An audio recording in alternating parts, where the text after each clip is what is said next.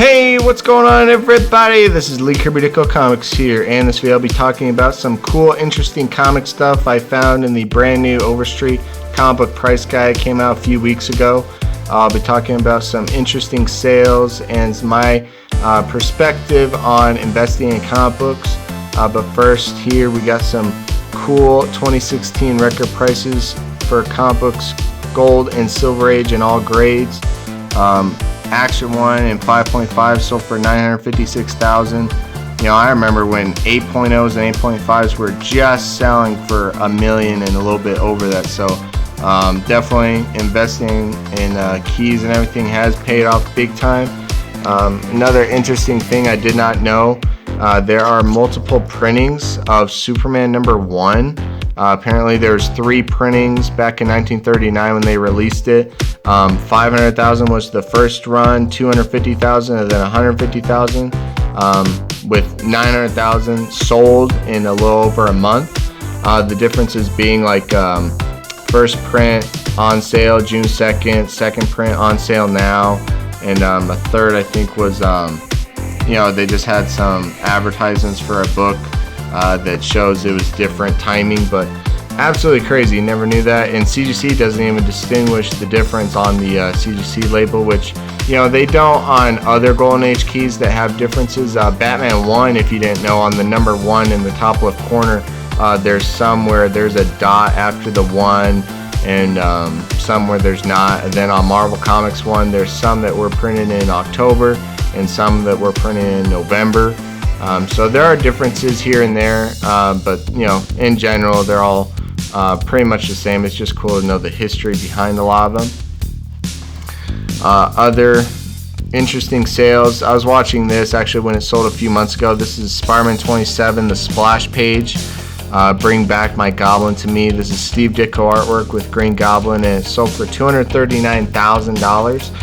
Steve Ditko artwork, of course, in Spider-Man early on is extremely hard to find. That one I just found interesting because it's very sentimental to me. Spider-Man 27 is one of my earliest Spider-Man books when I first started getting serious into collecting, and I just thought it was such a big deal to have Spider-Man 27, such an early one. So I got to be very familiar with that book and the story and the splash page. So to see it actually had survived all these years and came up for auction and sold for that big amount was pretty cool. Some other really interesting, awesome sales of some great artwork. First Wolverine image there.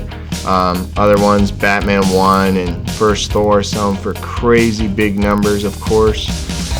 And one more thing, shows the top most valuable comic books, makes lists of all different eras and genres. Top 10 crime comics. Kind of disappointed with this list because Crime Suspense Stories 22, you guys know the classic cover, red, where the girl's head was chopped off and then he's holding it with a bloody axe, and you can see her body in the background. It is used in Seduction of the Innocent. It's a major key book, definitely falls higher value price-wise than all these ones, and so kind of disappointed not to see that on the list. Hopefully they'll change that, get that fixed next year, because that's a major key book that's very tough to find in high grade.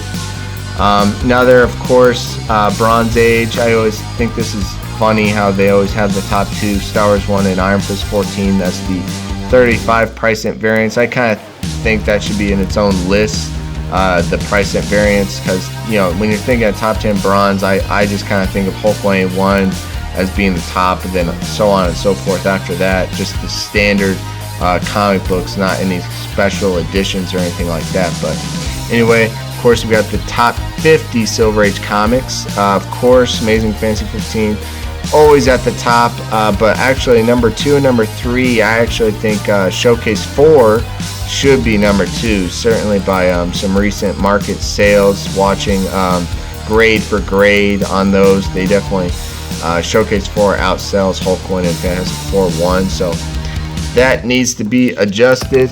And the last thing I want to show you guys was the top 100 Golden Age comics. Action 1, Tech 27, Superman 1, always top 3, definitely over power, over value any other ones by quite a bit.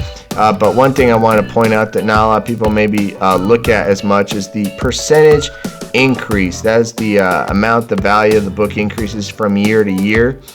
And as you see here, you're going along, you're seeing some nice increases. Then bam, 49%. What is that? All-Star Comics number 8, first appearance of Wonder Woman. Boom, that book shot up. Another one that really shot up. Let me see if I can find it here. Wonder Woman number 1. You go over, bam, 47% increase. And then you go down here, Sensation Comics number 1, Wonder Woman's first cover, 25% increase. So all the Wonder Woman books showing the most increase. Huge value, of course, there, and the potential for that character is still huge. One last thing that I want to talk about is the main point in this video: investing in comic books. For us, certainly investments as far as comic books has always been a byproduct. It's always been a secondary thought. We always buy the books and enjoy the books for what they are, and the art and the superheroes we absolutely love. Everything to do with superheroes, monsters, pop culture. We collect vintage toys, new toys, statues, props, posters.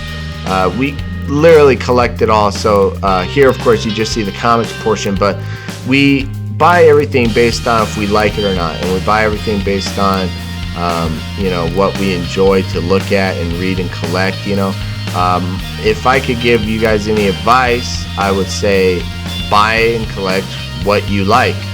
If you really like Doctor Strange, buy Doctor Strange. If you really like Thor, buy Thor. If you really like, you know, crime books or westerns, buy those. Don't go based off of the trends or the, you know, what books seem to be good investments, because you just never know in the marketplace. If you buy books just for investments, and you know, you could get disappointed with not having a great return on them, or if you don't get a very good deal, if you pay more than fair market value, then you try to flip it the next month, you know, you may be disappointed. So my biggest advice would be to just buy, collect what you like.